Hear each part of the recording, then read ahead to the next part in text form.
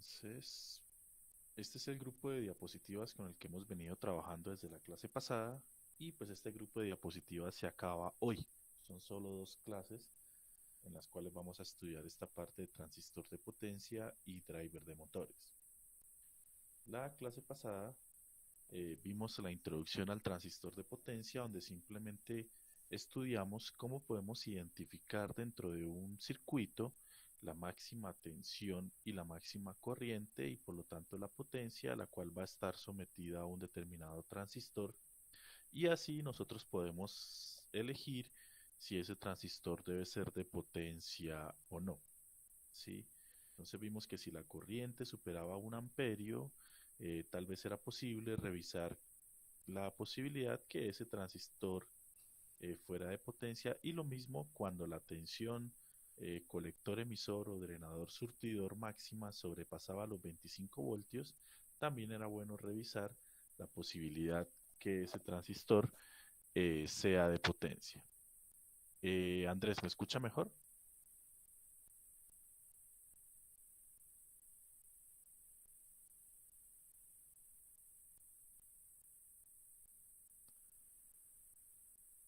El compañero Andrés que está diciendo que me escucha muy al fondo, ¿me escucha mejor o todavía se escucha muy al fondo?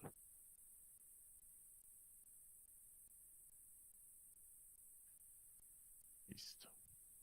Los demás muchachos, ¿me escuchan bien o se escucha muy al fondo? Yo lo escucho bien, profe. Yo también lo escucho bien, profe. Yo igual, profe. Sí, es que parece que hay un problema como con Meet. Ayer estaba en una reunión y también a unos les suena muy bajitos y a otros sí les suena bien. Eh, bueno, continuemos entonces. Parece que no es un problema de todos. ¿Listo? Entonces, ¿qué vamos a estudiar el día de hoy? Vamos a ver qué es la configuración Darlington de transistores. Es una configuración particular de transistores bipolares. Y vamos a ver los circuitos que nos permiten manipular motores o hacer girar motores en un sentido o en otro. ¿Listo? Entonces empecemos estudiando la configuración Darlington. El par Darlington o configuración Darlington es una configuración de transistores bipolares o BJTs que permite aumentar el valor de la ganancia de corriente beta. O sea, al yo conectar estos dos transistores en esta configuración, ellos dos, vamos a demostrar, van a actuar como un transistor equivalente cuyo beta es básicamente la multiplicación de los dos betas, o sea, aumentamos la ganancia de corriente de ese transistor. Entonces, para eso, localicemos primero las corrientes, ¿sí? Entonces, tenemos la corriente colector total, tenemos la corriente del colector 1, la corriente del colector 2, la corriente de emisor 2, la corriente de emisor 1, que es la misma corriente de base, la corriente de base 2, que es la misma corriente de emisor 1, por la conexión que está acá, y la corriente de base total del circuito. Por favor, dibujen el circuito y empezamos a hacer el análisis con las corrientes y ya empezamos a analizar para sacar la conclusión sobre el beta.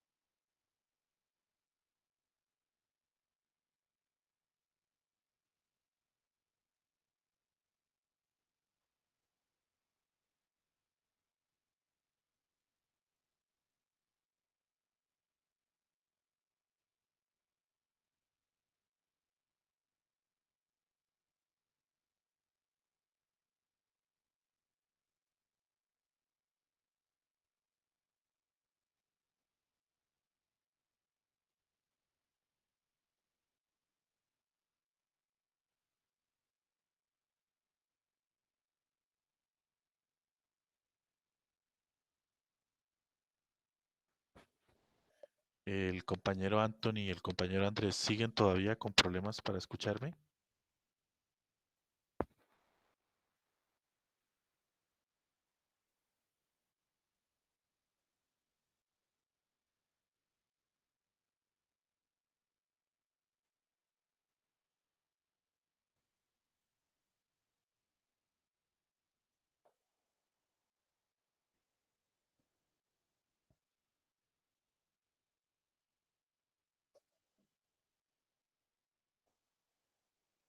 Listo.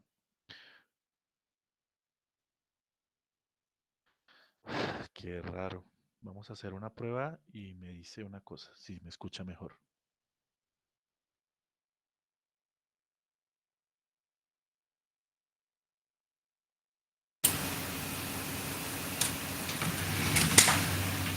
Muchachos, ¿ahí me escuchan mejor o me escuchan peor?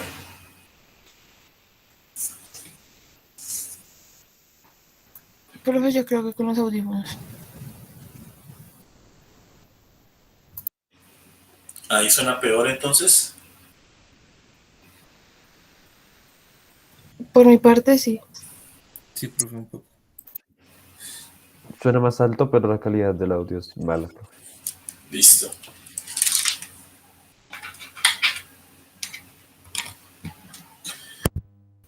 Sí, no sé si sea Meet o no sé si son los audífonos. Voy a probar entonces con otros audífonos, pero ahorita no tengo unos acá a la mano. Bueno, por ahora sigamos así por hoy. Voy a arreglar eso para la próxima clase, no sé qué pasa. Listo. Entonces vamos a continuar, ¿cierto? Entonces la primera definición que hacemos es analizar este nodito que está acá. De este nodo la conclusión que vamos a sacar es que la corriente de colector total es igual a la suma de la corriente de colector 1 más la corriente de colector 2, donde la corriente de colector 1, que es esta que viene acá, pues es beta 1 por la corriente de base. ¿Sí? Recuerden que la corriente de colector es beta por la corriente de base. Listo. Y por otro lado, la corriente de colector 2, o sea esta, pues es igual a beta 2 por IB2. Sí, pero IB2 es la misma corriente de emisor 1. O sea, la corriente de colector 2 es beta 2 por la corriente de emisor 1 y la corriente de emisor 1 es beta más 1 sobre beta 1, la corriente de colector 1. Entonces expresé tanto la corriente de colector 1 como la corriente de colector 2 en función de las corrientes de colector. ¿Sí? Ahora si yo reemplazo la ecuación 2 y la ecuación 3,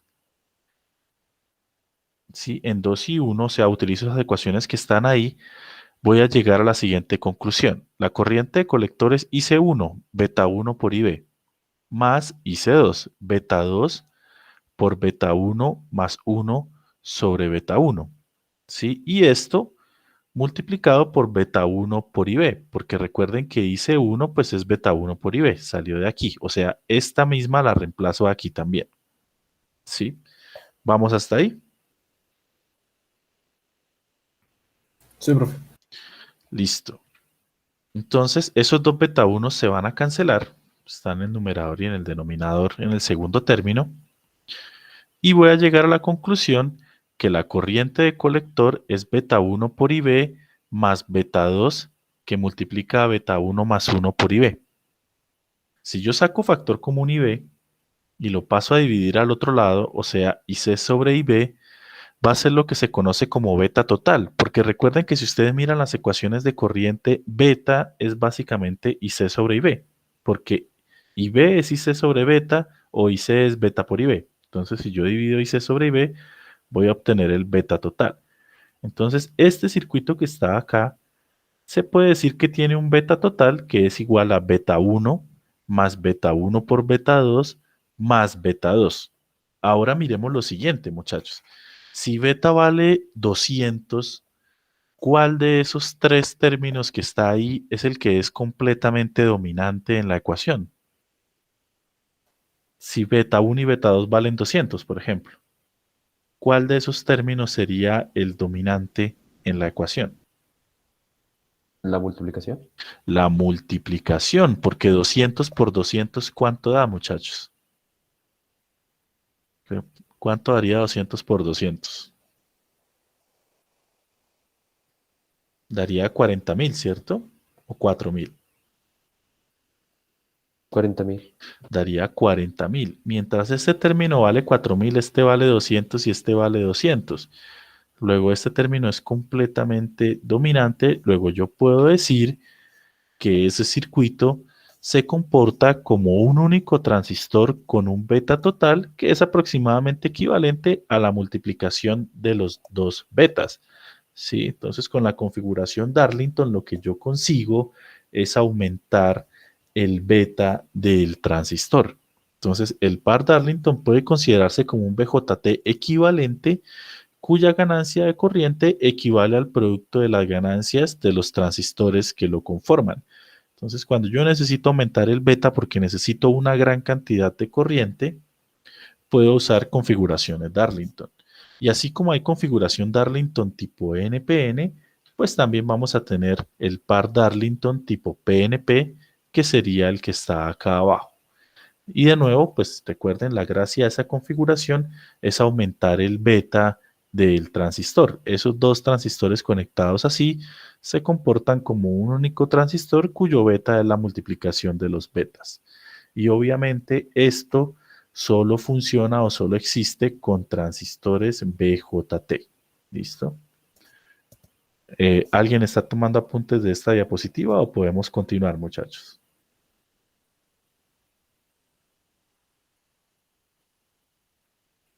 Puedes continuar, por favor. Listo.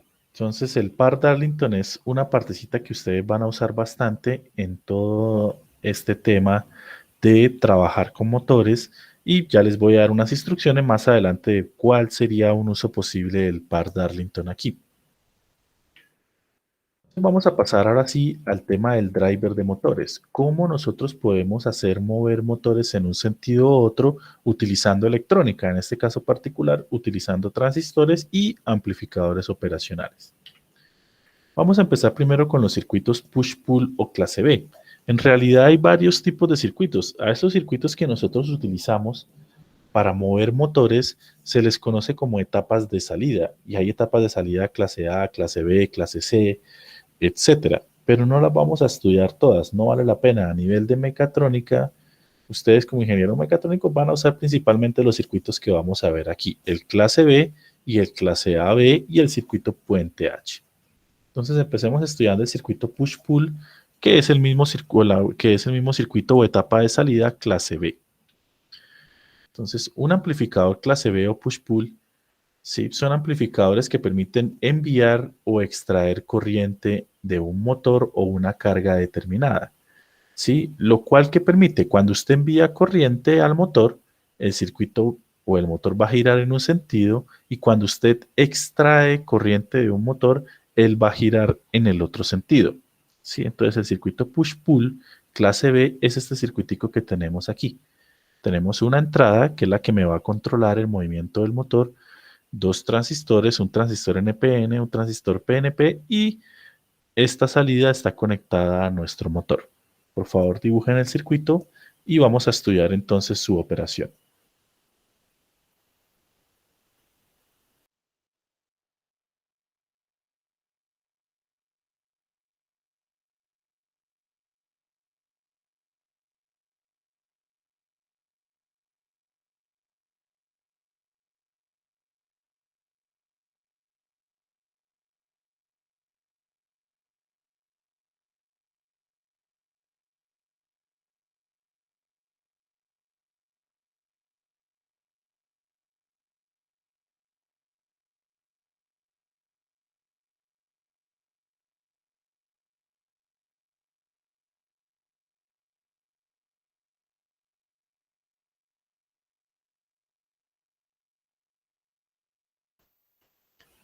¿Podemos empezar, muchachos?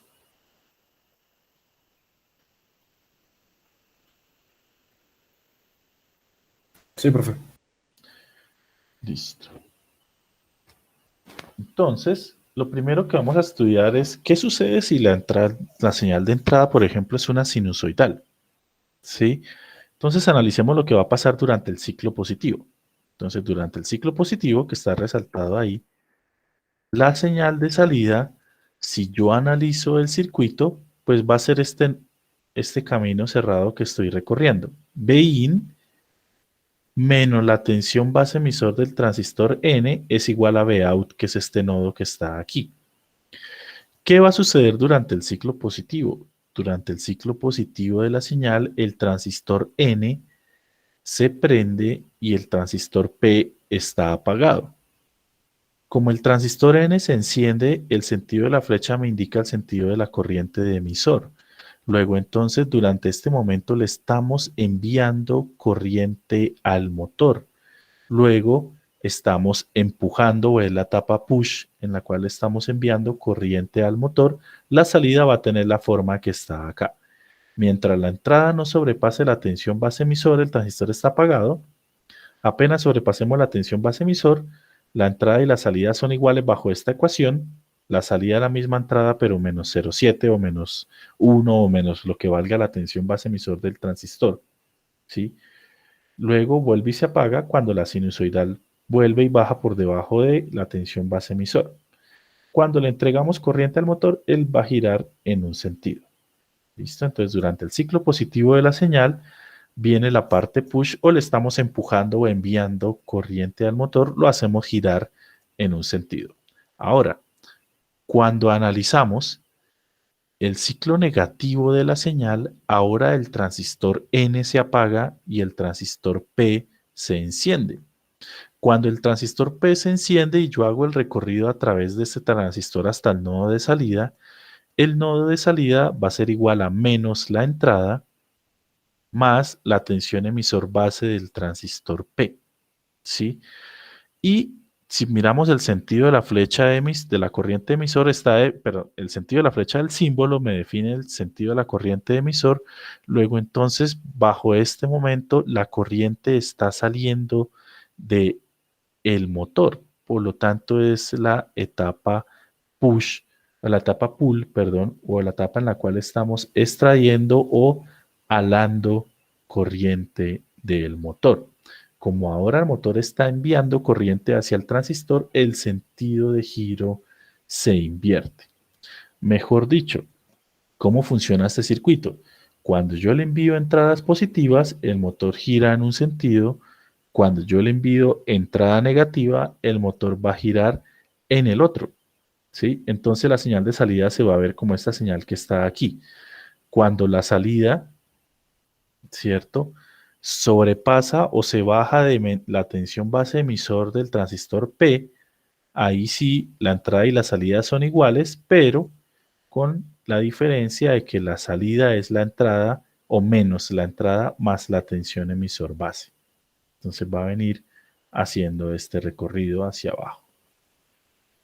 ¿Claro hasta ahí el funcionamiento, muchachos? Sí, profe. Listo. Entonces, básicamente, ¿cuál es el uso de los transistores en un circuito push-pull? Muchachos, los estamos usando como interruptores. Si la señal de entrada es positiva, prendemos el transistor de arriba, apagamos el transistor de abajo, o mejor dicho, prendemos el transistor N, apagamos el transistor P y enviamos corriente al motor. Lo hacemos girar en un sentido. Push. Ahora, si la señal de entrada es negativa, se enciende el transistor P o el transistor de abajo, se apaga el transistor N y ahora estamos alando corriente del motor, lo hacemos girar en sentido opuesto y esa es la etapa pull. ¿Sí? Entonces, si nosotros miramos la característica entrada-salida de lo que acabamos de decir, ¿qué va a suceder? Mientras la señal de entrada se encuentre por debajo de la tensión base emisor de este y de este, ¿cierto? La de este es negativo, la de este es positivo. O sea, mientras nos encontremos entre esas dos tensiones base emisor, los dos transistores están apagados, la salida vale 0. Pero apenas positivamente superemos la tensión base emisor del transistor N, la salida y la entrada son iguales con pendiente 1, Bout es igual a Bin menos Ben, o sea, Y es igual a X menos B, ¿cierto? Donde la pendiente es 1, ¿sí? Hasta que llega un punto en el cual el transistor entra en saturación, el transistor N, y esa tensión se va a quedar quieta en un valor. Y lo mismo hacia abajo.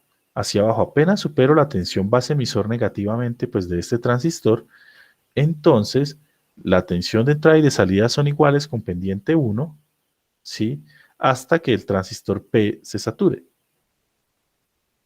A este pedazo durante el cual los dos transistores están apagados, ¿cierto? Este rango entre 0,7, menos 0,7 y 0,7, si el transistor no es de potencia, porque apenas empecemos a usar transistores de potencia, entonces esto ya no es menos 0,7 y 0,7, sino otro valor definido por la hoja de datos, puede ser 1 o 1.2 voltios, ¿sí? A ese rango que está ahí en el cual los dos transistores están apagados se le conoce como distorsión de cruce y es un efecto no deseado. ¿Por qué? Porque cuando usted está controlando el motor, ¿sí? Usted realizó un sistema de control, eso lo van a ver pues obviamente más adelante. Usted quiere que el motor deje de girar para un lado y comience a girar para otro, dependiendo pues las condiciones que usted tenga. Listo. Pues resulta que en este instante, antes de él cambiar de giro, el motor se va a parar. Sí, entonces el motor está girando en un sentido. Se paró, se quedó parado mientras la tensión de entrada se demoró pasando de este punto a este y apenas pasó a este, invirtió el giro. Y eso es un efecto no deseado, que si yo lo miro desde el punto de vista dibujando la entrada y salida como una sinusoidal, mientras la entrada de la señal que está en negro, la salida va a valer 0 un instante, o sea, el motor está parado, comienza a girar, el motor se para, se queda parado todo este instante de tiempo hasta que invierte el giro, luego vuelve y se para y vuelve e invierte el giro. ¿Sí? Y cuando yo estoy controlando un motor, lo que yo quiero hacer es que el motor gire para un lado e inmediatamente comience a girar para el otro, dependiendo la voluntad o lo que yo quiera con mis circuitos. No quiero que el motor se frene, se quede frenado un instante y después arranque hacia el otro lado. ¿Sí? Yo quiero hacer que el motor gire para un lado, gire para el otro a mi gusto o se frene por completo, pero de acuerdo a lo que yo quiera. No que cuando yo quiera cambiar de un giro hacia otro, él se frene. ¿Sí? Claro, el circuito push-pull, muchachos.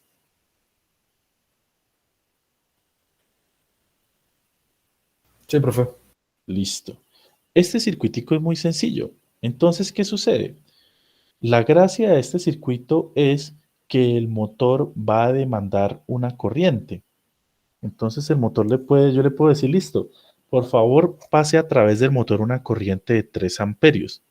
Si usted quiere pasar a través del motor una corriente de 3 amperios, quiere decir que a través de QN, durante la parte push, van a pasar 3 amperios y durante la parte pull van a pasar 3 amperios a través del transistor QP. Si la corriente es superior a 1 amperio, ¿cómo deberían ser los transistores QN y QP en ese caso? ¿Deberían ser de potencia o deberían ser de baja potencia? ¿De potencia, profe? Deberían ser transistores de potencia, ¿sí? Entonces siempre le vamos a poner cuidado a eso. ¿Cuánta corriente demanda el motor? Si el motor me pide más de 1 amperio, muy seguramente o es mejor que utilice los transistores QN y QP como transistores de potencia. ¿Claro hasta ahí, compañeros? ¿Alguien está tomando apuntes de esta diapositiva o puedo continuar?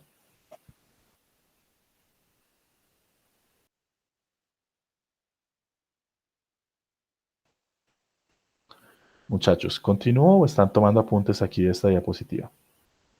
Puedes continuar, profe. Ok, listo.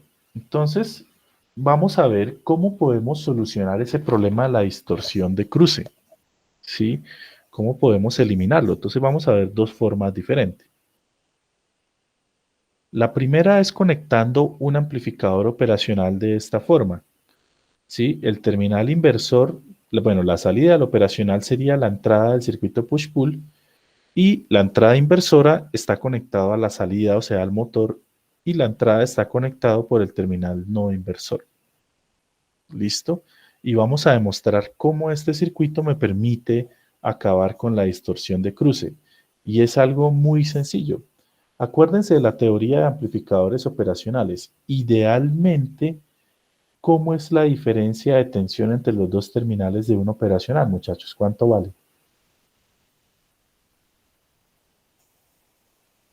Ustedes debieron haber visto en circuitos eso. Idealmente, ¿cuánto vale la diferencia de tensión entre los dos terminales de un operacional?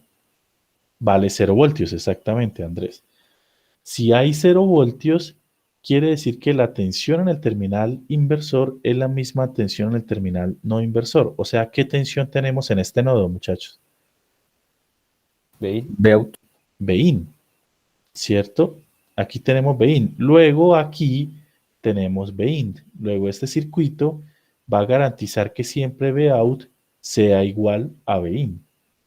O sea, tenemos esta característica de entrada-salida, Y igual a X, que si lo miramos desde el punto de vista de señales sinusoidales, la salida y la entrada son exactamente iguales. Ya no existe la distorsión de cruce. Luego, ¿qué quiere decir? Mientras la entrada es positiva, el motor está girando en un sentido. Y gira, gira y nunca se detiene hasta que llega aquí. Cuando llega aquí, inmediatamente invierte el giro. Vuelve e invierte el giro. ¿Sí? Luego entonces con este circuito al conectar este amplificador operacional garantizamos que la entrada siempre es igual a la salida y solucionamos el problema de la distorsión de cruce. ¿Claro esta parte?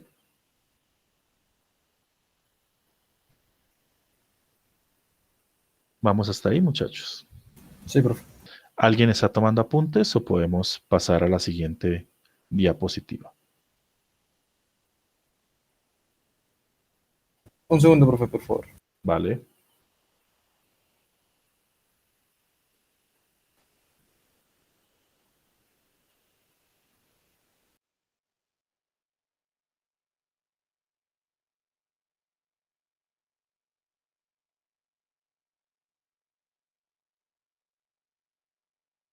Listo, profe, gracias.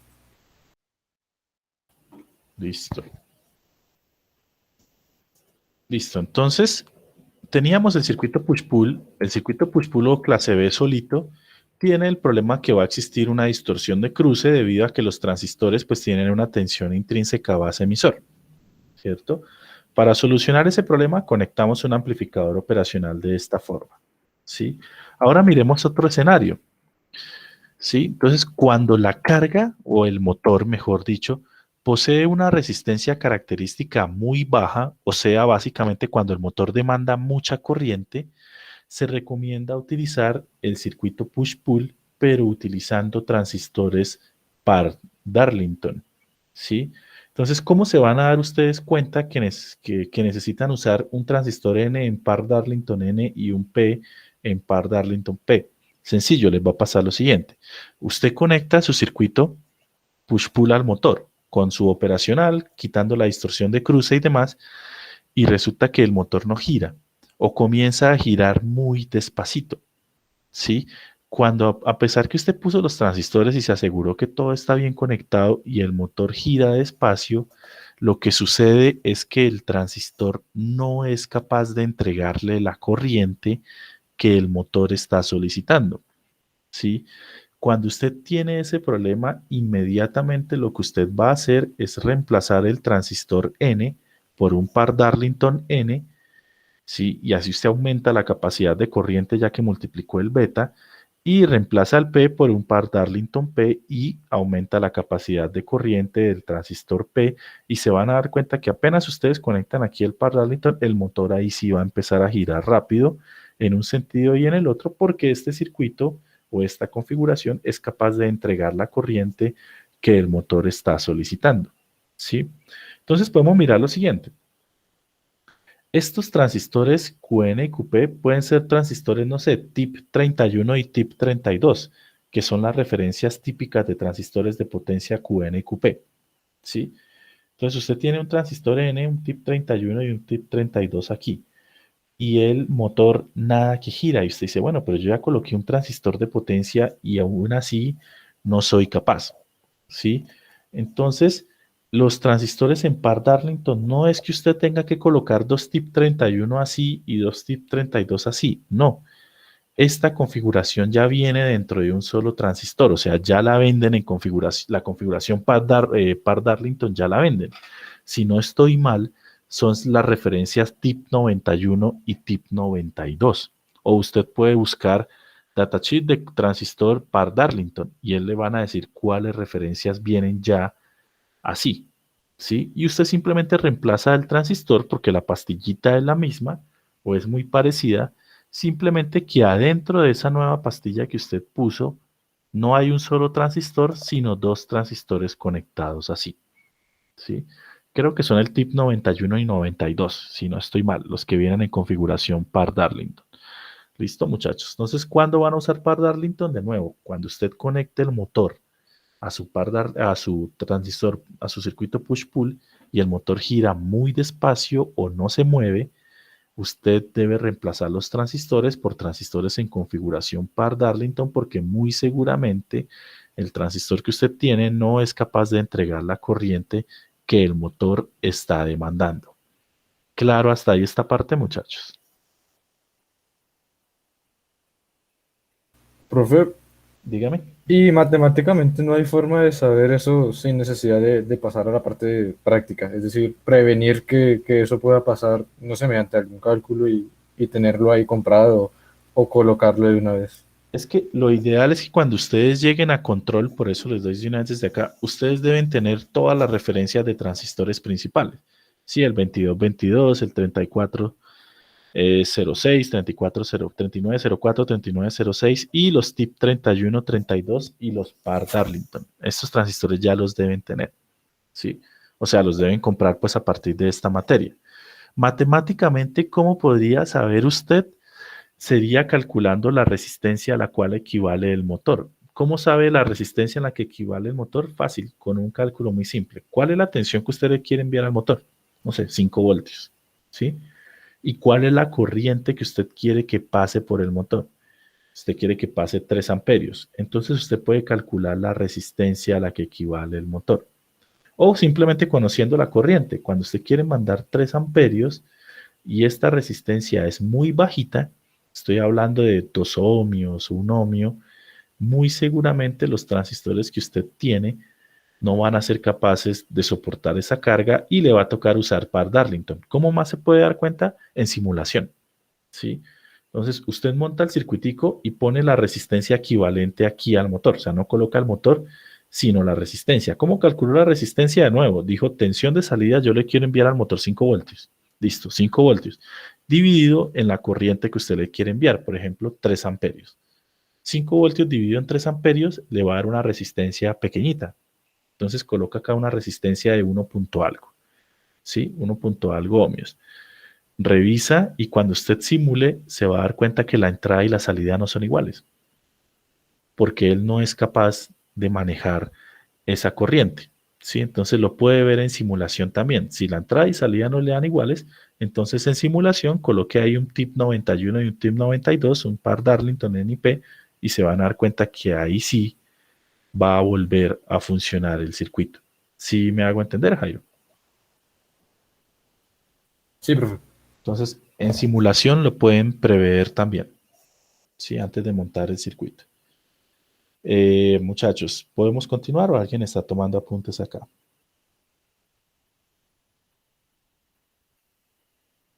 Por mi parte puedes continuar, profe. Listo. También podemos tener circuitos push-pull con transistor MOSFETs.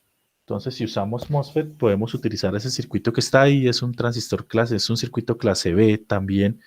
Sí, solo que para el caso del MOSFET, para eliminar la distorsión de cruce, lo mejor es conectar estos dos operacionales como se muestran ahí.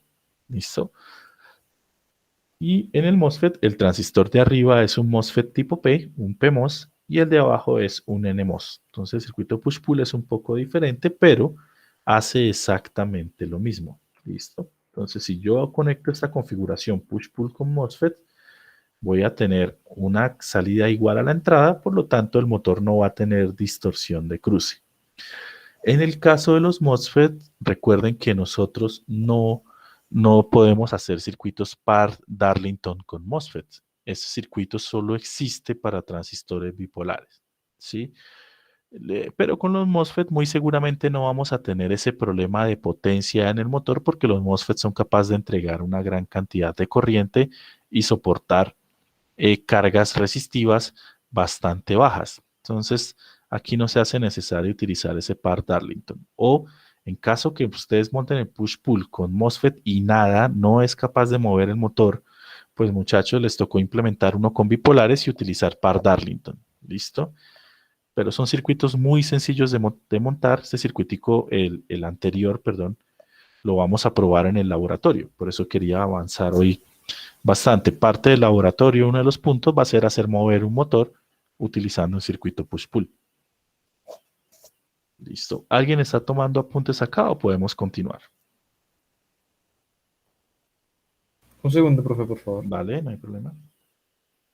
La operación de este circuito es exactamente la misma. ¿Listo? Con la entrada prendemos un transistor, apagamos el otro y enviamos corriente, y si la tensión se vuelve negativa a la entrada, entonces la operación de los transistores se invierte. El que estaba encendido se apaga y el que estaba apagado se enciende, y entonces extraemos corriente del motor.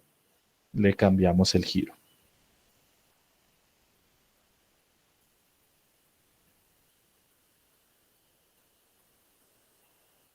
Listo, profe. Listo. Hay otra forma de corregir la distorsión de cruce. Una es utilizando las etapas tipo B, ¿cierto? Los circuitos push-pull con operacionales. Esa es una forma de tener un circuito que me permite hacer girar un motor en un sentido o en otro sin distorsión de cruce.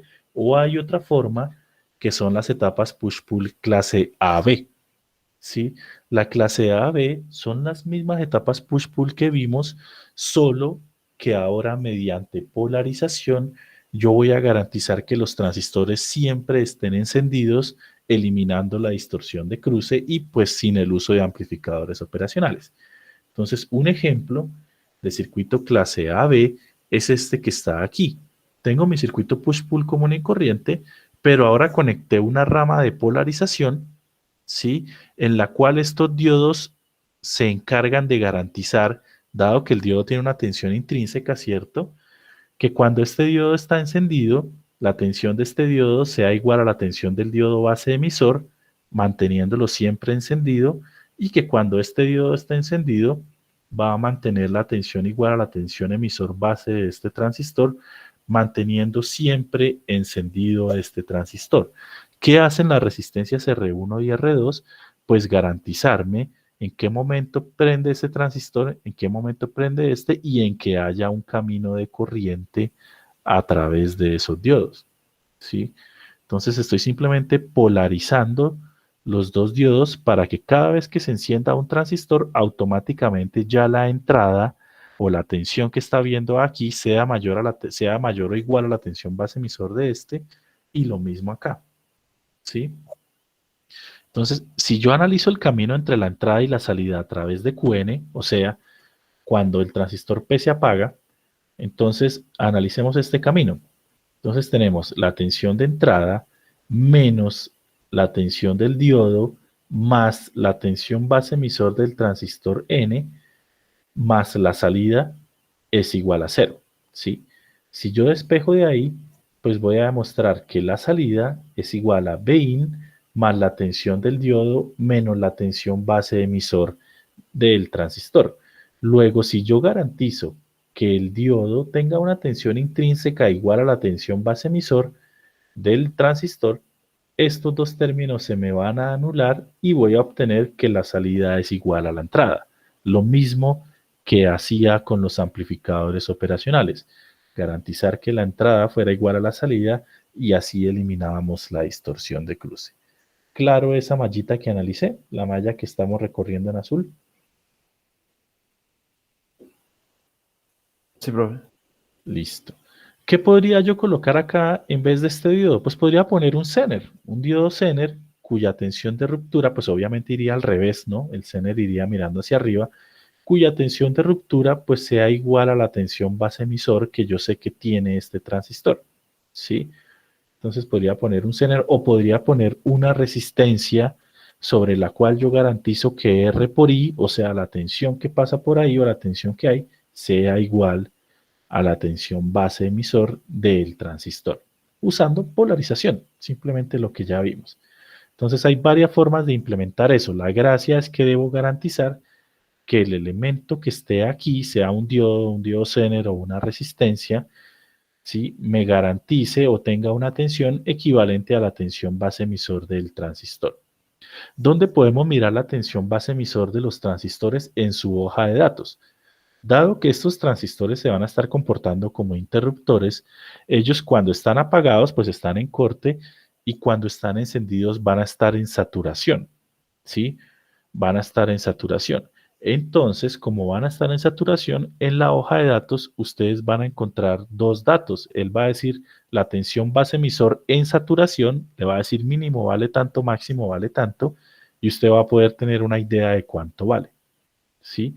Y también aparece la tensión colector emisor en saturación, que esa también la vamos a usar más adelante. Y se va a encontrar literalmente así, tensión base emisor SAT, tensión colector emisor SAT, así se llaman. O en algunas hojas de datos, la tensión base emisor no aparece como tensión base emisor SAT, o sea, de saturación, sino tensión base emisor ON, o sea, cuando el transistor está encendido. Pero este datico aquí, ustedes lo pueden conocer en la hoja de datos. ¿Listo? Vamos hasta ahí, muchachos.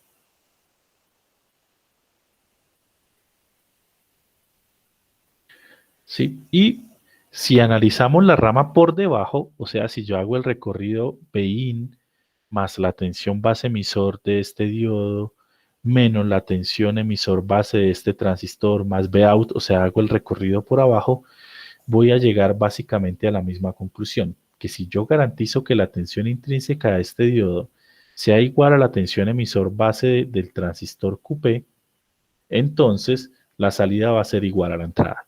¿Sí? Vamos a llegar exactamente a la misma conclusión si yo hago el recorrido por debajo.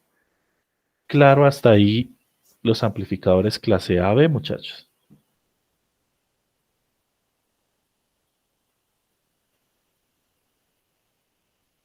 Por ahora sí, profe. Listo. Entonces, ¿cuál es la diferencia entre el clase B y el clase AB? Sencillo, el clase B no está polarizado. Los transistores prenden o apagan de acuerdo a la tensión de entrada. ¿Sí? En el clase AB no. El transistor N y el transistor P siempre van a estar encendidos. La tensión BIN se va a encargar de apagar el uno o el otro, pero nunca van a estar apagados los dos al tiempo, por lo tanto nunca va a haber distorsión de cruce y pues nos ahorramos el uso de un operacional. Esa es la diferencia entre las dos etapas. Obviamente los circuitos clase AB también los podemos implementar con MOSFETs. ¿Sí? Lo mismo, ponemos dos MOSFET, solo que en los MOSFET, ¿cuál va a ser la diferencia, muchachos? Nosotros vamos a garantizar que los elementos que están aquí superen la tensión de umbral o VTH de los transistores, ¿sí? Entonces, si yo coloco un Zener aquí, de tal forma que su tensión sea equivalente al transistor P, porque aquí sería un P en el caso de un MOSFET, al VTH del transistor P, y aquí coloco un diodo Zener, de tal forma que su ruptura sea equivalente a la tensión VTH del transistor N, entonces los dos transistores siempre van a estar encendidos y yo los voy a estar apagando uno o el otro con la tensión BIN, pero nunca van a estar apagados los dos al tiempo. Claro esta parte de los circuitos clase AB. Son circuitos bastante conocidos, muchachos. Luego ustedes van a encontrar muchísimas versiones. O sea, usted puede poner circuito clase AB con MOSFET en Google y le van a aparecer muchas formas de polarizarlo. ¿Sí? Varias soluciones. Simplemente necesito que entiendan la gracia, que es tener los dos transistores encendidos siempre y así evitar la distorsión de cruce. ¿Alguien toma apuntes de esta diapositiva o puedo continuar, compañeros? Puedes Un momento, continuar. profe. Vale, compañero me avisa cuando pueda continuar.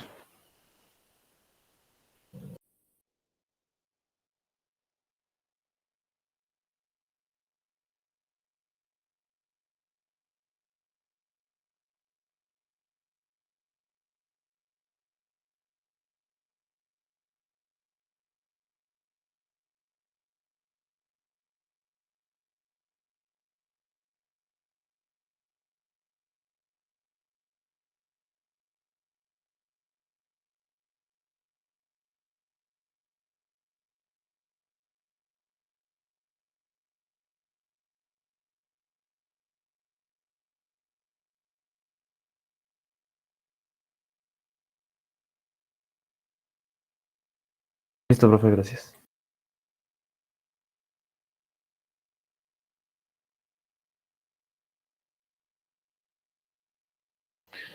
Listo, perfecto. Entonces, Continuemos, vamos a pasar al siguiente circuito que nos permite mover motores, que es el puente H. Entonces ya sabemos que nosotros podemos mover fácilmente un motor con un circuito push-pull clase B, pero que si es clase B, para evitar el problema de la distorsión de cruce, debemos colocar un amplificador operacional, ¿sí? O si nosotros queremos utilizar un circuito push-pull también sin el problema de la distorsión de cruce, podemos usar un amplificador clase AB que simplemente polarizarlo. Y ahora está el circuito puente H. El circuito puente H funciona bajo la lógica de 4 interruptores, ¿sí? Entonces tenemos 4 interruptores conectados de esta forma y el motor está en el centro. ¿Listo? Y pues vamos a ver entonces la operación a nivel general del puente H, después les dejo tomar apuntes. Entonces, cuando yo cierro los interruptores 1 y 4 y dejo abiertos los 2 y 3, va a haber un camino de corriente entre la alimentación y tierra a través del motor, haciendo que el motor gire en un sentido, ¿sí? Entonces enviamos a través de S1 y S4, el motor gira para un lado. Ahora, cuando yo apago o abro los interruptores 1 y 4 y cierro los interruptores 2 y 3, de nuevo se crea un camino entre la alimentación y tierra, pero a través del motor la corriente va a pasar en sentido opuesto, ¿sí? Antes pasaba de izquierda a derecha, ahora viene pasando de derecha a izquierda y eso va a ocasionar que el sentido del motor se invierta, ¿sí? Y ese es el funcionamiento básico de un puente H, solo que pueden haber muchas combinaciones, ¿sí? Entre las posibles combinaciones de un puente H están las que están en esa tabla. Entonces, cuando yo enciendo el interruptor 1 y 4, el motor giraría a la derecha, o sea, en sentido horario. Cuando yo enciendo los interruptores 2 y 3 y apago los interruptores 1 y 4, el motor va a girar a la izquierda, o sea, en sentido antihorario.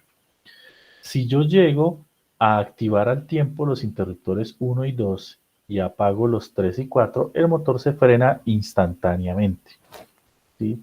De igual forma, si yo enciendo 3 y 4 y mantengo abiertos 1 y 2, el motor también se va a frenar instantáneamente.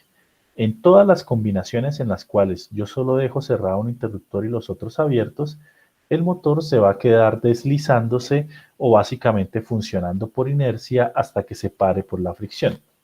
¿Qué le estoy diciendo? Usted encendió 1 y 4 y puso a girar y pues dejó abiertos 2 y 3 y el motor empezó a girar en sentido horario. Sí, el motor está girando en sentido horario. Y durante el giro, usted cerró el interruptor 4, o sea, solo quedó, abrió el interruptor 4, solo quedó cerrado el interruptor 1, ¿sí? Cuando usted hizo eso, el motor va a seguir girando en el sentido que estaba, pero está girando por inercia, o sea, va a terminar deteniéndose después de un tiempo debido a la fricción, pero se va a quedar girando. Esos son todos estos escenarios.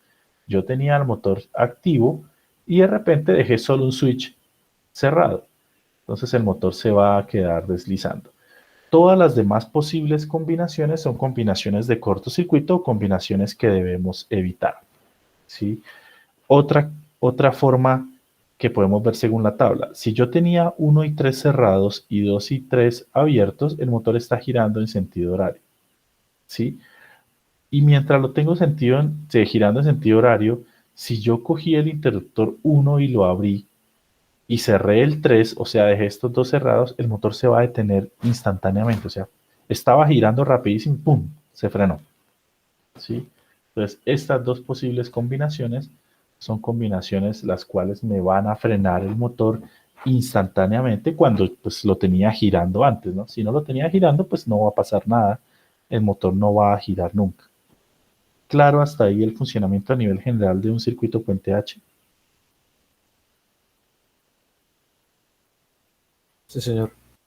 Listo. ¿Alguien está tomando apuntes de esta diapositiva o puedo continuar?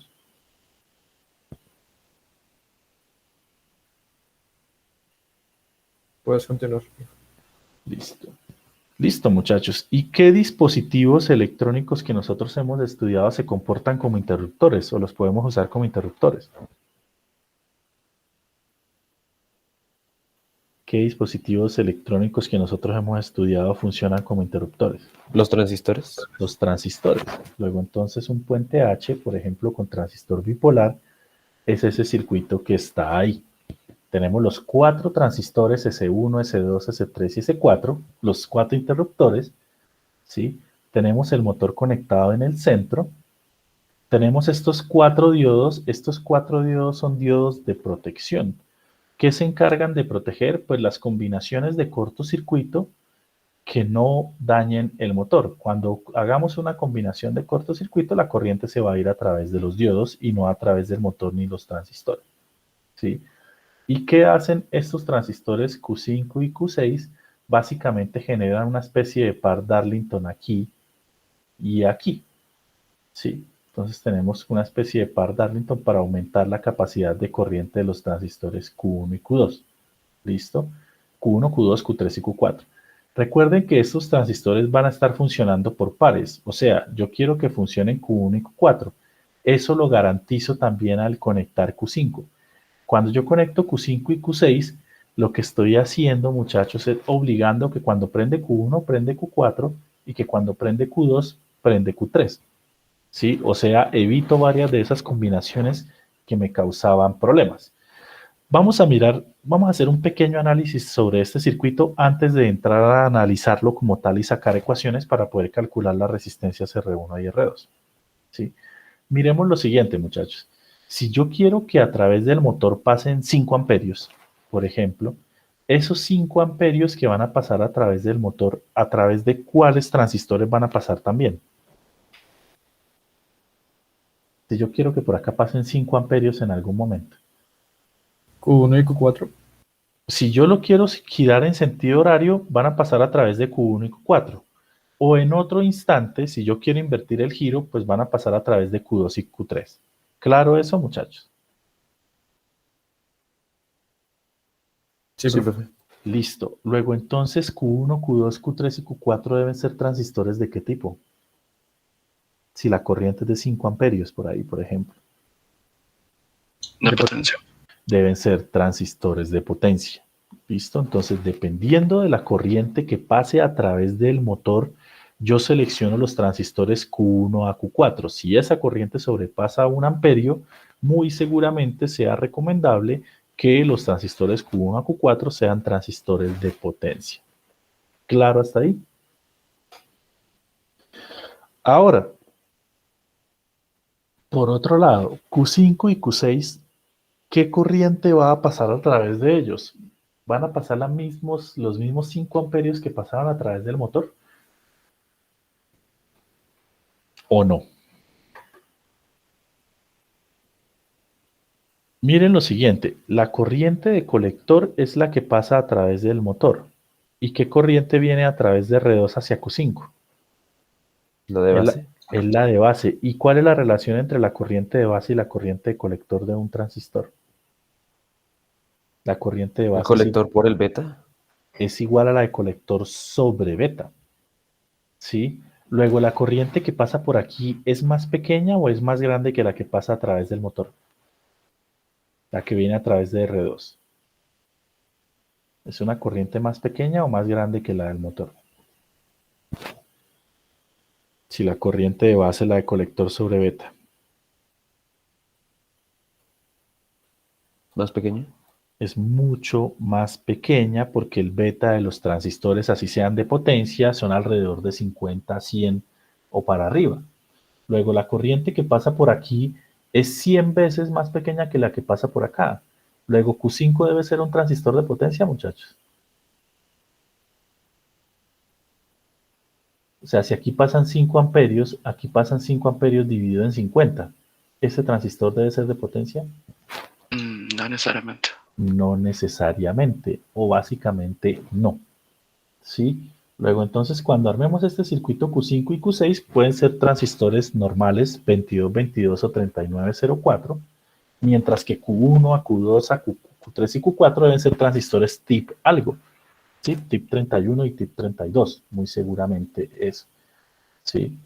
Entonces, aquí de nuevo está explicado, en el circuito Q1 a Q4 son los transistores que operan como interruptores del puente controlados a través de Q5 y Q6, o sea, Q5 y Q6 se encargan de prenderme un par o el otro par, o sea, hacer girar en avance o hacer girar en retroceso, o hacer girar en sentido horario o hacer girar en sentido antihorario. ¿Qué vamos a hacer ahora? Pues vamos a pasar al tablero a analizar ese circuito para poder determinar una ecuación para las resistencias R1 y R2 y así poder diseñar ese circuito puente H.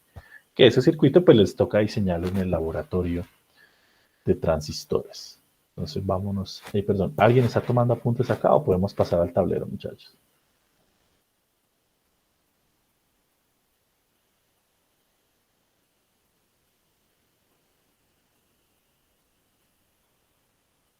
Puedes seguir, profe.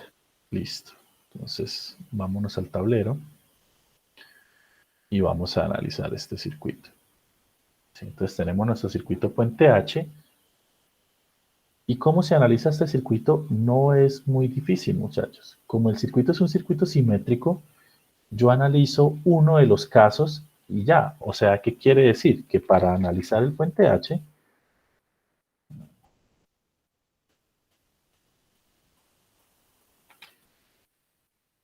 perdón,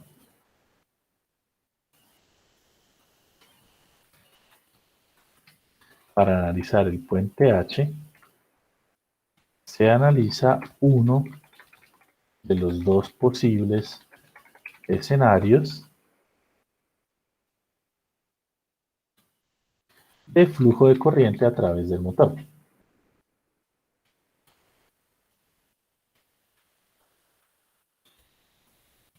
O sea, mejor dicho, analizo o cuando el motor gira a la derecha o cuando el motor gira a la izquierda, pero solo con analizar uno de esos escenarios, pues ya puedo calcular todo, ya que el circuito es simétrico. ¿Sí? A través del motor. O sea, empecemos en un caso particular. ¿Sí? Se analiza cuando la tensión de avance, esta tensión que está acá, o sea, vamos a analizar cuando la tensión de avance vale 1 y la tensión de retroceso vale 0. O sea, cuando queremos que gire en avance. Entonces, la tensión de avance es igual a 1. ¿Y qué es 1? 1 es la misma tensión de alimentación. O sea, cuando mando la tensión de alimentación hacia la tensión de avance.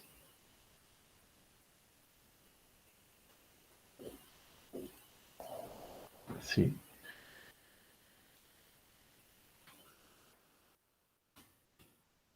Y es importante saber que cuando hago esto, o sea, cuando la tensión de entrada es la misma alimentación, entonces los transistores que están encendidos estarán en saturación. Es importante tener eso claro. ¿Listo? Que cuando la señal de entrada que yo envío es la misma alimentación, entonces en este caso voy a encender los transistores Q1 y Q4 y esos dos van a estar encendidos en saturación. O sea, básicamente lo que vamos a analizar es este caso. Profe, una pregunta. Dígame. Digamos, en ejercicios sobre puente H, ¿se podría asumir que esos transistores están al borde de saturación? No, están en saturación.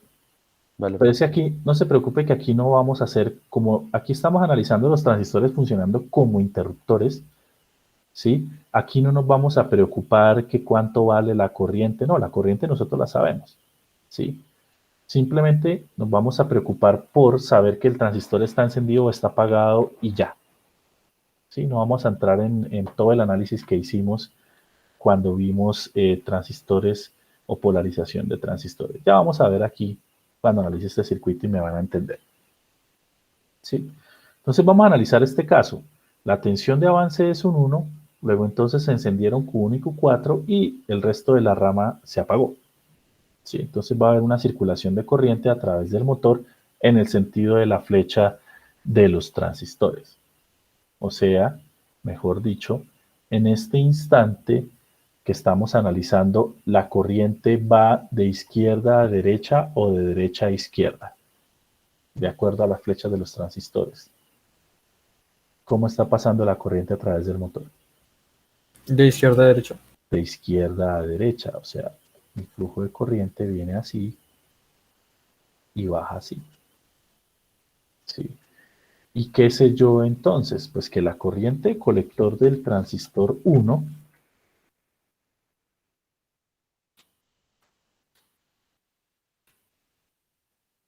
pues es la misma corriente de colector del transistor 4, ¿sí? Es la misma corriente del motor. Los 2, 3, 4 o 5 amperios que sea que me digan que deben pasar a través del motor son los que están pasando a través de los transistores o de los colectores de 1 y 4. ¿Sí queda claro esa parte, muchachos?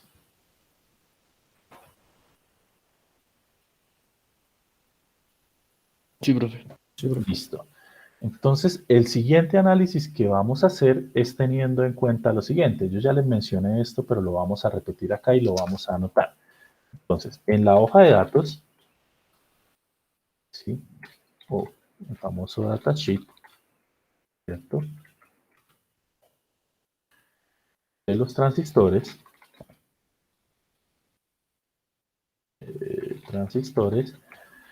se puede encontrar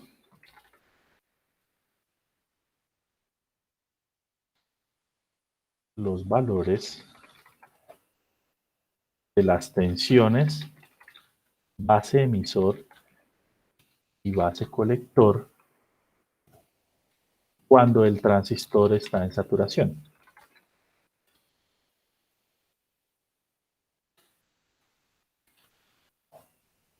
¿Sí? Por lo general, voy a escribirlo acá igual, lo vamos a encontrar como tensión base emisor SAT, ¿sí? O tensión base emisor ON, así se van a encontrar en la hoja de datos, y tensión colector emisor SAT. ¿Listo? Así los van a encontrar. ¿Qué vamos a ver sobre estos valores? Si no hay valor típico, lo que ustedes van a encontrar mínimo, máximo típico, ¿sí? En la hoja de datos, entonces vamos a usar el máximo para hacer nuestros cálculos.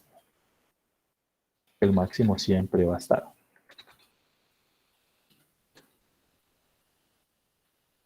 Entonces nosotros vamos a usar unos determinados transistores.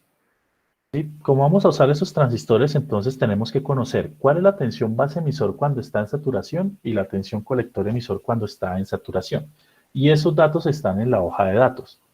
Entonces vamos a revisarlos y vamos a ver que en la tablita aparece valor mínimo, valor típico, valor máximo. Si en la tablita no hay valor típico, o sea, sale en blanco, ustedes van a usar el máximo para hacer los siguientes cálculos que tenemos pendientes. ¿Claro hasta ahí esto que les estoy diciendo, muchachos? Sí, profe. Listo. Entonces empecemos a mirar. Entonces, por ejemplo, vamos a intentar calcular R1. Entonces, para calcular R1, pues debemos saber cuál es la corriente que pasa por ahí, ¿cierto? O sea, debemos localizar la corriente que está pasando a través de R1. ¿Cómo se llamaría esa corriente y qué sentido llevaría la corriente que está pasando por R1?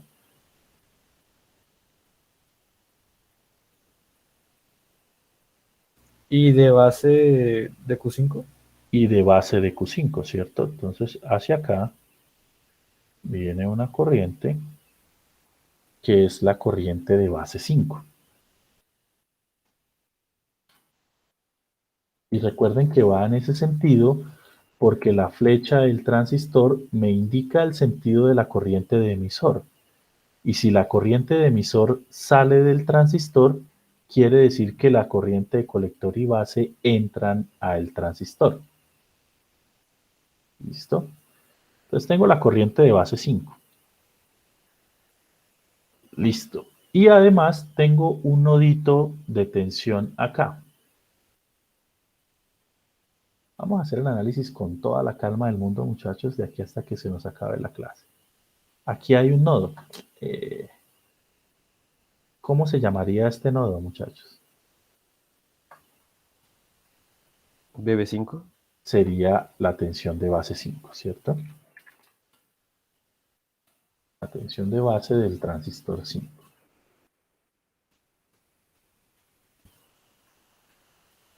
Listo. Lo voy a poner aquí hacia un ladito porque ahí necesito poner otra cosa. Tenemos la tensión de base 5 ahí. Listo. Luego entonces yo puedo sacar una expresión para R1. R1 lo puedo calcular pues por ley de Ohm, ¿cierto?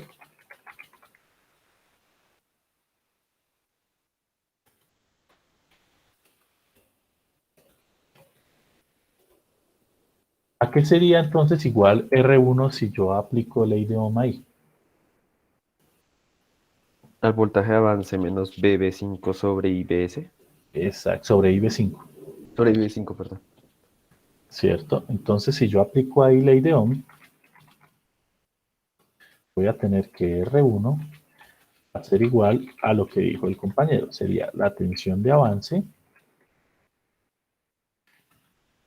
menos la tensión de base 5 dividido en la corriente de base 5.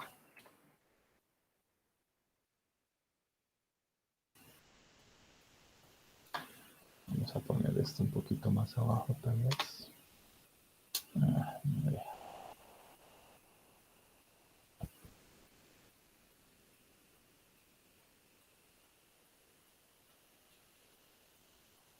Listo. Claro esa primera ecuación, muchachos.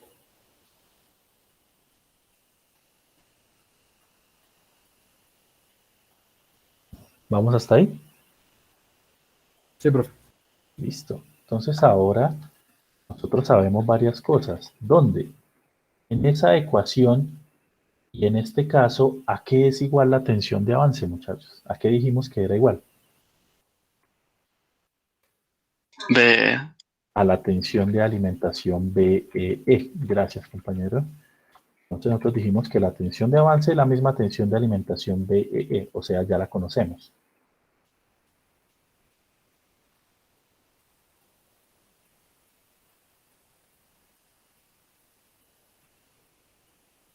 Pero la tensión de base 5 la debo calcular. La tensión de base 5 es la tensión entre este punto y tierra, ¿sí? ¿Dónde llega este punto a tierra? Fácil, haciendo el siguiente recorrido que voy a poner en verde. Entonces, la tensión de base o la tensión de este nodo va a ser la tensión base emisor del transistor 5, mire este recorrido, venimos por acá, más la tensión base emisor del transistor 4 y aquí se acaba el recorrido a tierra, ¿sí? Entonces vamos a localizar esas dos tensiones. Entonces va a haber, vamos a usar la tensión base emisor 5, ¿sí? Pero obviamente esa va a ser la tensión base emisor 5 que sacamos de la hoja de datos, por eso les estoy diciendo. Base emisor 5 que está localizada aquí. Y pues vamos a tener la tensión base emisor 4 que está abajo en el transistor Q4. Está aquí.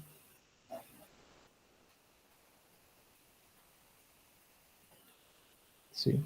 Donde pues obviamente el más está arriba, el menos está abajo, el más está en la base, el menos está en el emisor, el más está en la base, el menos está en el emisor. Entonces ya sé que la tensión de base 5 es la tensión base emisor 5 más la tensión base emisor 4. Vamos a poner esto aquí.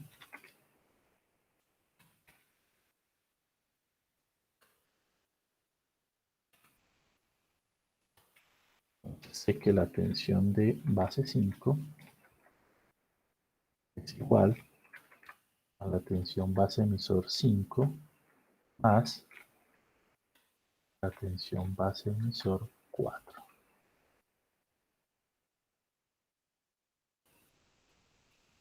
Vamos hasta ahí, muchachos.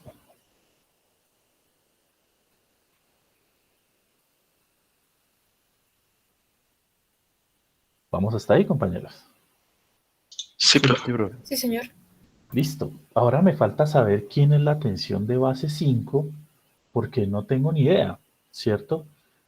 Con la tensión de base yo puedo hallar la tensión de colector 5, muchachos.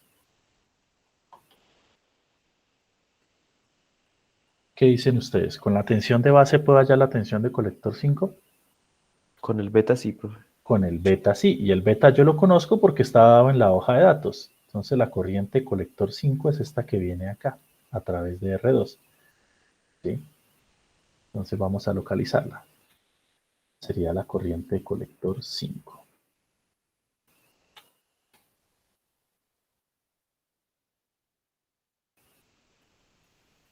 Y la corriente de colector 5 es la misma corriente de base que. 1. Es la misma corriente de base 1.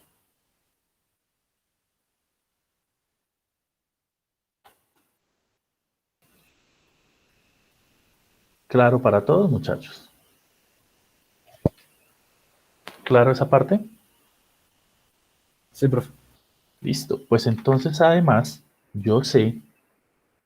Vamos a acelerar un poquito acá más las ecuaciones. Además, entonces, yo sé que la corriente de base 5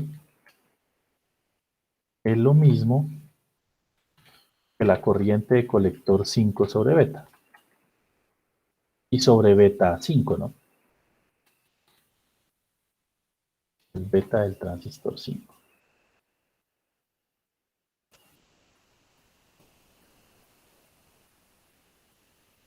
¿Hasta ahí sigue quedando todo claro lo que estamos haciendo? Sí, profe. Listo, muchachos. Pero nosotros sabemos a qué es igual la tensión de base 1, que es la misma tensión de colector 5, en función de la corriente a través del motor. ¿Cómo podemos expresar la corriente de colector 5 en función de la corriente que pasa a través del motor, que es la misma corriente de colector 1? ¿Cuál sería la ecuación? Si tengo la corriente de base y la quiero expresar en función de la corriente del motor o la corriente de colector, ¿cómo sería la ecuación? IC5 es igual a ¿qué? A y B1 por el beta 1. A I, no, I de el motor dividido en beta 1. Volví a hacer lo mismo que hice acá, ¿cierto? Dije IB5, I de base es colector sobre beta. Ahora, I de base 1 es la corriente de colector 1 sobre beta, o sea, IM sobre beta 1. ¿Sí? Entonces, tengo también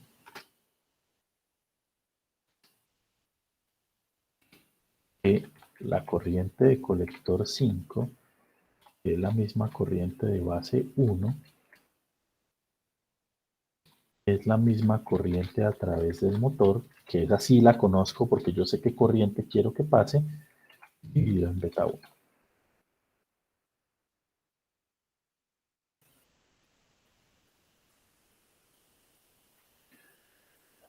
¿Listo? Luego entonces yo puedo expresar la corriente IB5 en función de la corriente del motor. ¿A qué sería igual IB5 expresada en función de IM, muchachos? Con las ecuaciones que tenemos ahí.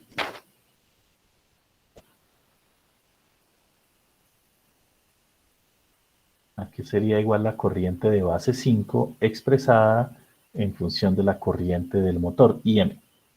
Y M por la multiplicación sobre la multiplicación de los betas. Exactamente eso. Por eso es que esto básicamente es un par Darlington, ¿cierto? Entonces, la conclusión es que la corriente de base 5 yo la conozco porque yo conozco la corriente que quiero que circule a través del motor. Entonces va a ser igual a la corriente del motor dividido en beta 5 por beta 1. Y los betas de los transistores los conozco pues por la hoja de datos de los mismos. ¿Sí? Entonces vamos a hacer aquí otra pequeña aclaración y continuamos. Entonces, ¿qué acabé de hacer, muchachos? Expresé todos los términos de la ecuación de R1 en cosas que conozco. La tensión de avance es la alimentación. La alimentación la conozco. La tensión de base 5 es la suma entre la tensión base emisor 5 y la tensión base emisor 4. Las tensiones base emisor de saturación las conozco de la hoja de datos de los transistores. Y por último, la corriente de base 5 es igual a la corriente del motor, la conozco, dividido en los betas. Los betas los conozco por la hoja de datos de los transistores. Luego ya podría calcular en teoría la resistencia. Sí. Sin embargo, vamos a hacer la aclaración. En las hojas de datos, para que también puedan buscar,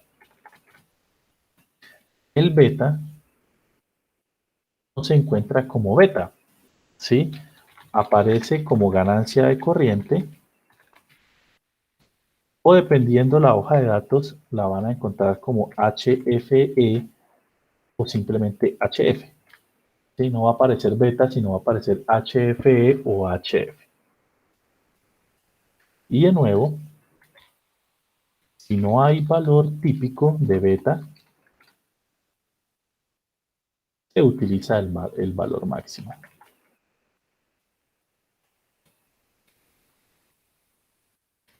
¿Listo? Entonces, para buscar en la hoja de datos de un transistor bipolar el valor de beta, simplemente buscamos la ganancia de corriente o el término que diga HFE o HF, ahí les va a aparecer, ¿sí? Y con eso pues pueden calcular, pueden obtener el beta. Se corrió todo, me disculpan un segundo. Listo. Luego entonces ya puedo escribir ahora sí la ecuación para R1. Entonces la resistencia R1 en el puente H a que es igual a la tensión de avance, o sea, a la tensión de alimentación, menos la tensión base emisor, la tensión P5, que es la tensión base emisor 5, menos la tensión base emisor 4, y todo eso dividido en IB5. IB5 es la misma corriente que yo quiero que pase a través del motor, dividido en beta 1 por beta 5. Están en las hojas de datos de los transistores. Y esta sí es la ecuación que me permite hallar cuál es el valor de la resistencia R1 que debo colocar ahí.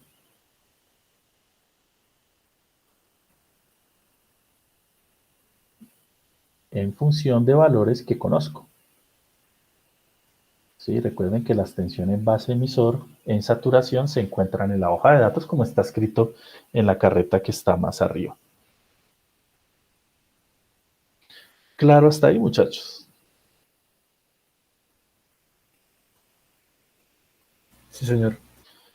Profe, Sí, coméntame. ¿esas ecuaciones sirven para cualquier circuito de puente H o...? No, para este en particular. Hay muchos tipos de puente H, pero yo estoy analizando este. Vale, profe. ¿Sí? Igual cuando les den cualquier otro, hacen exactamente el mismo análisis. ¿Sí? Les toca sentarse a mirar por ley de Ohm cómo calculan las resistencias. ¿Listo? Yo les estoy dando este puente H en particular. Listo, muchachos. Entonces vamos a ver cómo se calcula R2. Pues obviamente R también lo vamos a conocer por ley de Ohm, ¿cierto? Entonces, vamos a seguir escribiendo por acá. Para obtener R2 se aplica también se aplica ley de Ohm.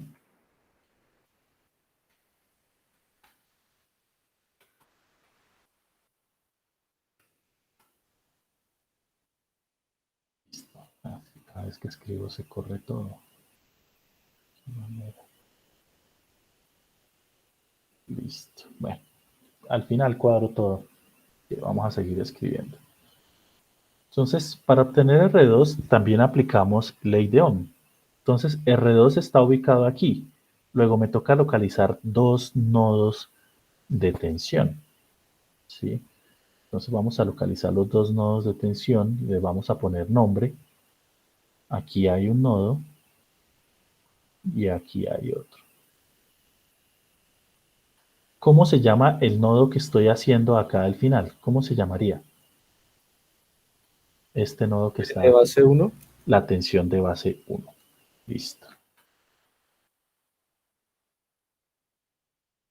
Entonces tenemos la tensión de base 1. ¿Y cómo se llamaría el nodo que está al otro lado? Este, B colector 5. la tensión de colector 5, exactamente eso.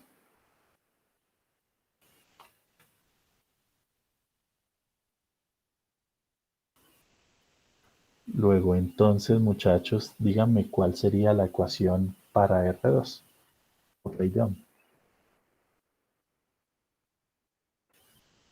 B de colector 5. Mentiras, B de base 1 menos B de colector 5 sobre I de base 1. Exactamente eso. ¿Sí? Entonces, la resistencia R2 va a ser igual a la tensión de base 1 menos la tensión de colector 5 dividido en la tensión de base 1, que es la misma corriente de colector 5, ¿cierto?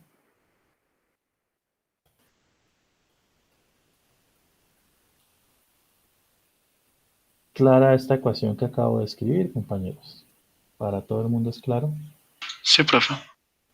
Listo. Entonces ahora de nuevo lo que tenemos que hacer es expresar la tensión de base 1 en función de tensiones que yo conozca, la tensión de colector 5 en función de tensiones que yo conozca, y la corriente colector 5 en función de la única corriente que yo conozco, que es la del motor. Esta última ya la tengo. La corriente colector 5 es la corriente del motor sobre beta 1. O sea, esta ya la tengo. Me toca identificar la corriente de base 1, ¿cierto? Y la corriente colector 5. Listo, pues resulta que la corriente de base 1 yo la puedo conocer. ¿Con qué? Con la corriente emisor base de Q1. Entonces vamos a localizar la corriente emisor base de Q1.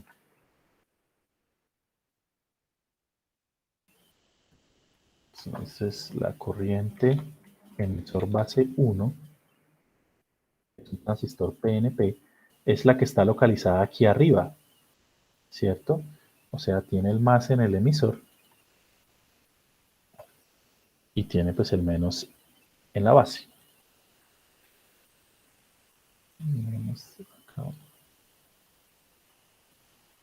El menos aquí abajito, el más aquí arriba. Listo. Y empecemos con esa. Entonces, sabiendo ¿sí?, que la tensión emisor base es la tensión de emisor menos la tensión de base,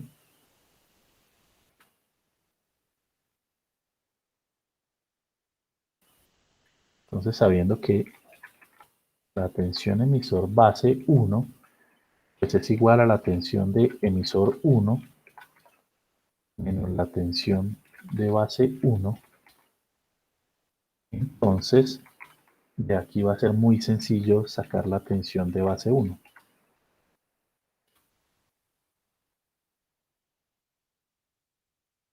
Si la tensión emisor base 1 es la tensión de emisor 1 menos la tensión de base 1, ¿a qué sería igual la tensión de base 1, muchachos?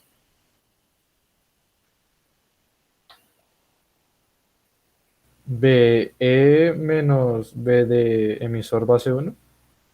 Sería igual a la tensión de emisor 1. ¿Y la tensión de emisor 1 a qué es igual, muchachos? A la alimentación, ¿cierto? Sería igual a la alimentación menos la tensión emisor base de 1, y esa tensión yo la conozco porque está dada en la hoja de datos en el caso de saturación, o sea, ya. Entonces, la tensión emisor base sería la tensión de alimentación menos la tensión emisor base del transistor 1. Y ya tengo esa tensión, la conozco, la tensión de alimentación la conozco, la tensión emisor base de Q1 la conozco, ¿sí? Listo. Y ahora, ¿qué me haría falta? Me hace falta localizar la tensión la tensión de colector 5, ¿cierto? La tensión de colector 5 es la que está en este nodo, de este nodo a tierra.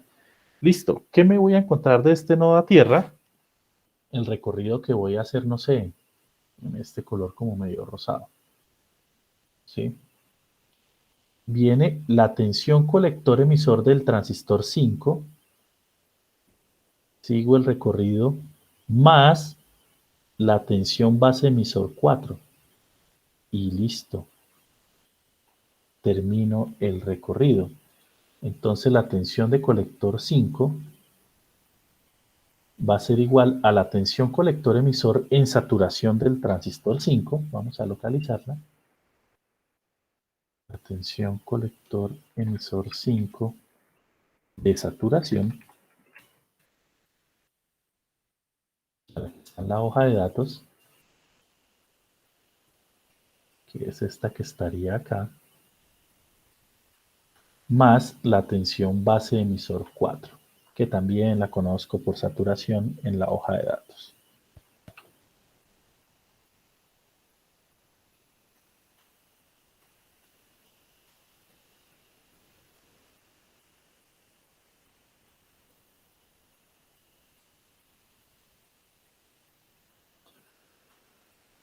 Listo, entonces sabiendo que esto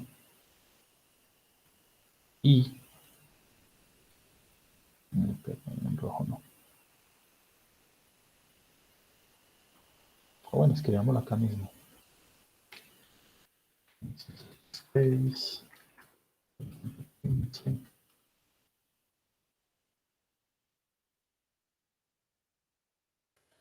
Y sabiendo que la tensión de colector 5 es la tensión de ahí a tierra, que es la tensión colector emisor 5 de saturación, más la tensión base emisor 4. ¿Sí? Claro hasta ahí, muchachos. Sí, profe. Listo. Entonces ya puedo escribir la ecuación para R2 porque ya todo lo conozco. Entonces, la resistencia R2, que es la que nos hace falta calcular para poder tener nuestro circuito puente H, de acuerdo al circuito que tenemos ahí, va a ser igual a la tensión de base 1. La tensión de base 1 es la tensión de alimentación menos la tensión emisor base del transistor 1. Eso menos la tensión de 5, la tensión de colector 5. La tensión de colector 5 es la tensión colector emisor 5 de saturación más, sea menos en este caso, la tensión base emisor del transistor 4. Y todo eso dividido en la corriente de colector 5. La corriente de colector 5 es IM sobre beta 1. Ya la habíamos hallado. Acá hay un error. Aquí. Sí. Entonces, la resistencia R2 es la tensión de alimentación, la conozco. Perdón, sub R2. Es la tensión de alimentación la conozco, menos la tensión emisor base de un transistor que está en saturación, lo conozco, menos la tensión colector emisor del transistor 5 en saturación, la conozco por la hoja de datos, menos la tensión base emisor de un transistor que está en saturación, la conozco, dividido en la corriente que pasa a través del motor sobre el beta 1 que también está dado en la hoja de datos. Y de esta forma es que se diseña el circuito puente H para una determinada corriente que yo quiero que pase, ¿sí? En el laboratorio se les va a pedir diseñe un puente H para una corriente de 1.5 o de 2 amperios. Ustedes son libres de usar el circuito que quieran, pero pues yo les expliqué específicamente este, luego este básicamente lo tendrían listo para simularlo, diseñarlo y simularlo, pues. ¿Hay alguna pregunta sobre el análisis que acabamos de hacer, muchachos?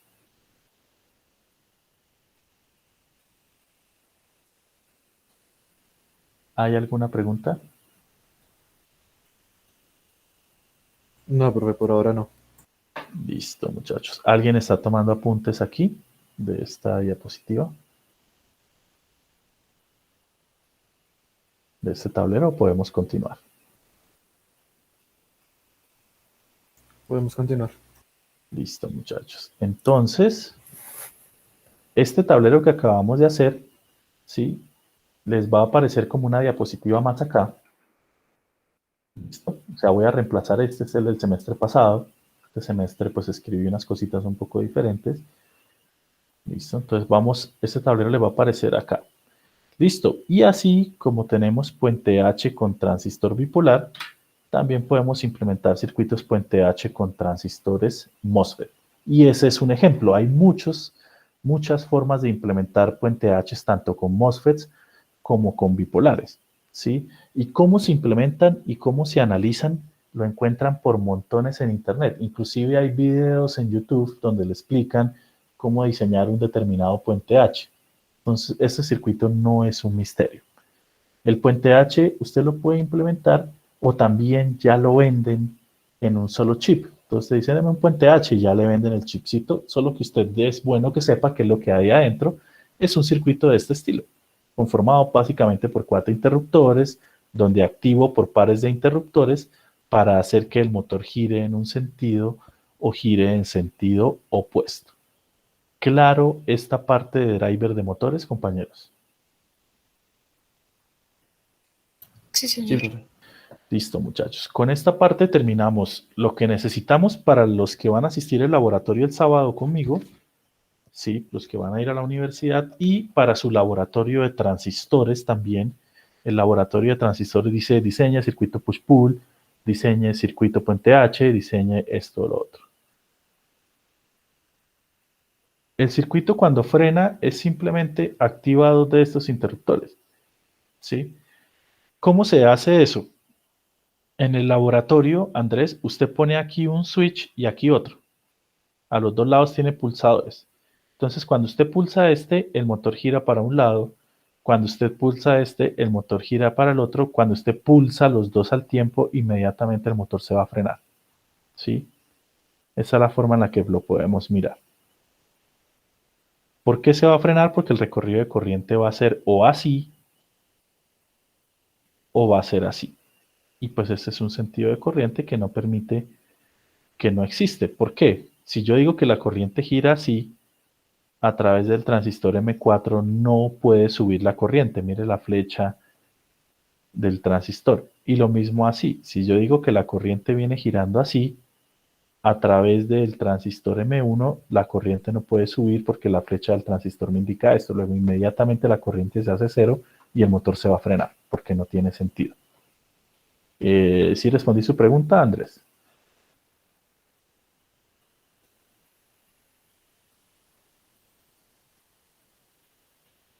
Listo.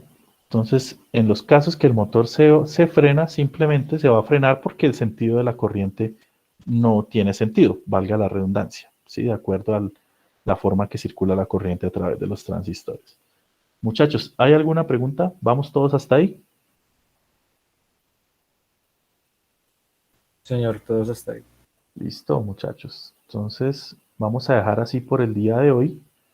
Nos veremos el sábado con alguno de ustedes en el laboratorio. El resto, que tenga buen fin de semana. Recuerden que el quiz lo hacemos mejor el lunes. ¿Listo? Entonces arreglen los ejercicios de polarización, simúlenlos para verificar. Esa es la forma más sencilla de saber si están bien, simulándolos. Muchachos, buen fin de semana para todos. Nos estamos hablando. Gracias, profe. Feliz día. Vale, hasta Gracias, luego. profe, hasta luego. Gracias, profe. Hasta luego. Que tenga feliz día. Hasta luego. Gracias, profe. Hasta luego.